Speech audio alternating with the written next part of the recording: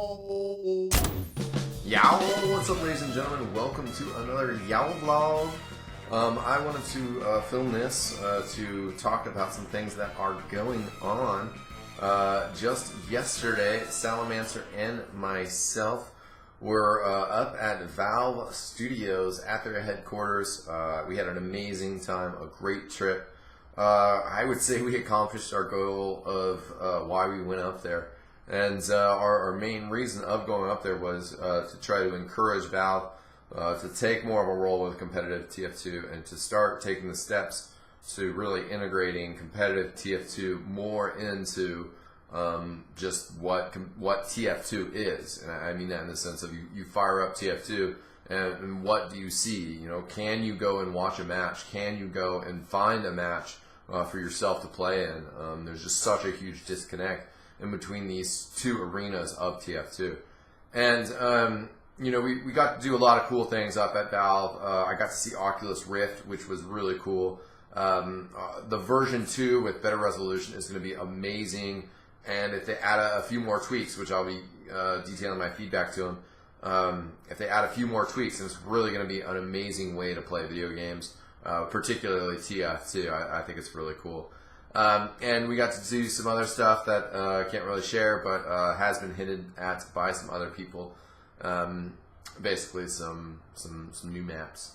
But we had a lot of fun. Our main thing though was this discussion with Robin Walker and really getting at the heart of what competitive TF2 needs as a whole. And what I was pushing for, you know, in terms of also narrowing that disconnect, is really making sure that we're giving away for players to play and get into competitive TF2. And I mean, I agreed with sentiments that Robin was expressing in the sense that, you know, 6v6 is not necessarily the most welcoming type of gameplay. And it is kind of an exclusive way of playing. You know, you say, well, you know, because we're playing 6 classes, you know, a couple of these classes don't work out, and a couple of these classes don't work out for very specific reasons. But I think overall, you know, it's like, while Valve would be interested in tuning, you know, some aspects of 6s, you know, for the sake of 6s, or to make other classes more applicable in the 6s, those changes have to be coming in a way that is relevant to the whole rest of the game and what's going on in the day-to-day public gameplay system, ecosystem, kind of. You know, if they were to add a buff to Pyros and give Pyros like a speed burst, if that's going to make Pyros crazy powerful in public games, then they're not going to do it. Definitely, you know, Highlander is a much closer experience to that pub system, so it makes a lot more sense to them to be able to work more with the Highlander competitive format, just because it's more applicable to the public game that's affecting the vast majority of players. Now, it's not like a total disrespect to 6s. It's not any disrespect to 6s, actually. I should rephrase that. Because 6s, you know, it's kind of still always going to have some restrictions. It's still always going to have more restrictions than a Highlander because you have those player count differences, you know. You don't want a heavy being whipped to middle, for instance. But because of those restrictions, you're restricting other ways of playing. And that frustrates newer players who start to get into it, you know. I remember at like the fights land that I went to, you know, or just some of the other lands that I've gone to, when, you know, you get these players who are like, TF2, cool, like, I didn't know people played that competitively. I'm at this land, like, yeah, let's play some TF2. And then they're like, what? Like, why are you telling me I can't use like half of these weapons, you know? That's really frustrating for newer players who are starting to see the competitive side of TF2. And I think that this system definitely kind of provides this bridge to that, you know. And I think ultimately this system will provide a bridge into 6s. I still plan on playing 6s. I still prefer 6s to Highlander. But I think that this is a really amazingly great idea and concept of how to freshen things up. The idea, the concept, the framework of it still needs a lot of work and a lot of experimentation. And Valve is definitely turning to us and the community in order to get some more inspiration for that and to figure out a few more things about how this should be structured. Are we just saying, you know, let's, you know, do a vote and ban the items we really don't want to see? Or do we want to do a ban and pick system where, you know, it's not every item is allowed, it's what items are getting banned and which items are getting selected to be used in that map or match for better use of terms. You know, Robin really harked on this fact that maybe Sal didn't totally express cleanly. I think some people misunderstood it.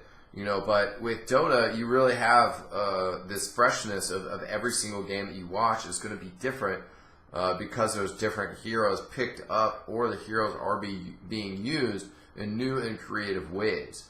And he also, you know, pointed out that the competitive scene actually lags behind the public scene.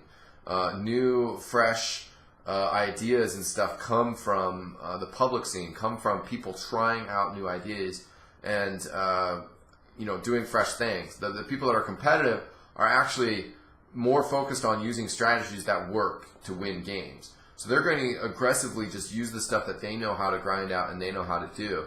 And, you know, in this back and forth conversation between myself, Robin, Salamancer, and the other people on the Team Fortress team, you know, I talked about some of the instances that are indicative of the community being kind of set in a mindset, you know, and it's not necessarily the best way to do things. And on one hand, you know, the vanilla mindset in the past, you know, came from players that wanted to keep the status quo. They wanted to stay on top. They were scared of new strategies. And, I mean, you can make a case, and I'm not trying to rub anybody's nose in it, but you can definitely make a case that, you know, because the North American TF2 players were more challenged by the use of gunboats and the use of crazier items, crazier strategies, that even when they got restricted down to a more vanilla item set at the I-46 land, they were able to persevere because they were more challenged esports athletes, you know. But even besides that of like, well, they got better because of, you know, this type of items, even just besides that, the concept of like wanting to keep things the same, not wanting to see change or not wanting to see new ways of playing, that's something that, you know, Robin was saying is detrimental to a competitive community. And that's what he was trying to kind of convey when he says that, you know, he doesn't watch TF2 anymore, you know, because he's seen the same strategies, he's seen the same items being played, seen the same classes being played, and he wasn't trying to be, you know, disrespectful and you know, towards the level of skill that it takes to hit those air shots, to hit those meat shots, to be an effective player in that scenario. It's just that it's the same thing over and over again. It's always 2 scouts, 2 soldiers, a medic, and a demo man. And you know that if you force some variety in there through these external methods, then you get more interesting play, and you also get a lot of feedback for the Team Fortress team themselves. You know, if the Wrangler is getting banned every time, then they change it. I think something that people don't really realize is that there is a very large disconnect between what, you know, the competitive community views as consensus and what the TF2 developers, I mean, they might see it as, oh, you know, that small portion of the community does have a consensus on that item, but they haven't really received any feedback regarding how to make that item, you know, match that criteria. And even if they, you know, receive like a well-written letter by me, for example, but it can be anybody out there in the community, even if they receive one well-written letter about, you know, here's why I think the Wrangler is bad, the impact of having data that shows that the Wrangler is banned in 80% of games, you know, is kind of a more of a like, oh, wait a second, you know, like, or being able to see that the games that it wasn't banned, even if that percentage is lower, the games that it wasn't banned, that using the Wrangler had a much higher win percentage than using the other items. You know, it's this hard data that they can really see, oh, maybe we should tweak that, you know. The bonk, I think, is a great example where such a hard ban of the bonk kind of, you know, detracts from its serious potentials. But, you know, if players are all of a sudden picking the bonk all the time and then using it in an abusive fashion, it's also going to be the subject of being banned a lot. And then, you know, being an item, well, maybe because it has such a high level of being banned, and we need to tune it a little bit and remove the ability for scouts to pick up health packs when they do it. You know, but if you give teams like the capability to choose, like, you know, really the bonk is the devastating item for the other scouts to have, or the criticola, you know, and their scouts know how to use it and we need to deal with it, then they'll ban it. And I think that there's enough weapons in the game and enough variety that, you know, if you only have a few bans to use on scout and you ban the criticola and you ban the bonk and the shortstop gets through, really that shortstop is not a big enough difference of a weapon, and it's such a different style of a weapon that if they have a player that's like, I'm going to use the shortstop and I'm going to tear face with it, and they bring out a whole nother strategy and a whole nother style of using the shortstop, or the fan, for example, you know, even in the scenario where theoretically you could ban the scatter gun, you know, if you ban the scatter gun and you ban the original / rocket launcher, which I feel should be kind of combined into one item, if you ban those two, and you ban the scatter gun, all of a sudden you have this game where, like, WTF, you know, like the pocket soldier is using a Liberty launcher, the roamer is using the direct hit, you know, like you could just have craziness, and it'd just be so much fresher to see. And I think, you know, I kind of, you know, talked about roamer and pockets. I'll wrap this up, but I talked about roamer and pockets there. And, I mean, this is a system that could definitely work for sixes as well. I think the TF2 team wants to focus on this with Highlander and wants to push this with Highlander. And I think that the competitive community needs to get behind this Highlander lobby system, if only as a way of expressing your interest in a sixes lobby and to show Valve that you play competitive. That's why everybody who's interested in this or interested in a lobby system has to support this and a pick ban system. At least in the sense that it will promote better filtering of items for a sixes league.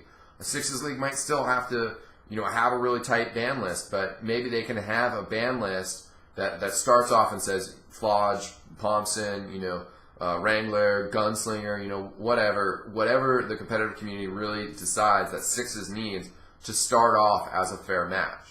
And then from there, then you have the flexibility of how teams can mess with each other and how teams can try to counteract each other and create fresh matches by picking and banning certain items. And, you know, Enigma had a good post, and it is a good point on TeamFortress.tv of just saying, hey, why don't you just flip the switch and allow us to do this with sixes as well? And I think, you know, let's do the experimentation. Let's see how it's working out right now. Let's think of some ways that this takes place. And what numbers of bans and items might be effective, and then let's move forward with it.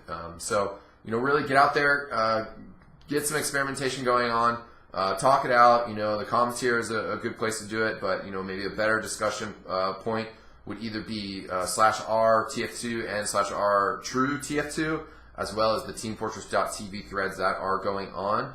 I'm going to link everything that's applicable down in the description, and I also would suggest that long-term, or short-term rather, once we start figuring out some of these things, that we start kicking around some ideas on a wiki article as well.